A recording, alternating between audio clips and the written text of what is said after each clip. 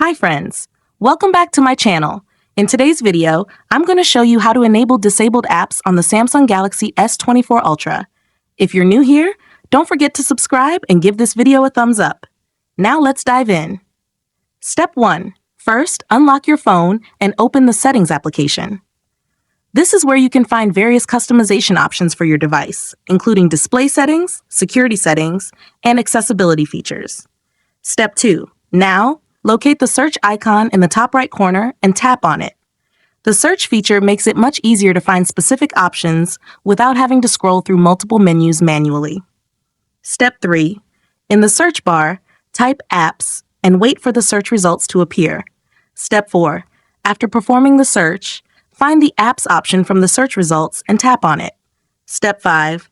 Now tap on the menu icon, usually 3 vertical dots in the top right corner. Then select Disabled and tap OK. This will show a list of all the apps that are currently disabled on your phone. Step 6. For the last and most important step, choose the app you want to enable. Tap on it, and then tap the Enable button at the bottom of the screen. The app will be immediately restored and ready to use. If you found this tutorial helpful, don't forget to give it a thumbs up and subscribe to my channel for more great tips.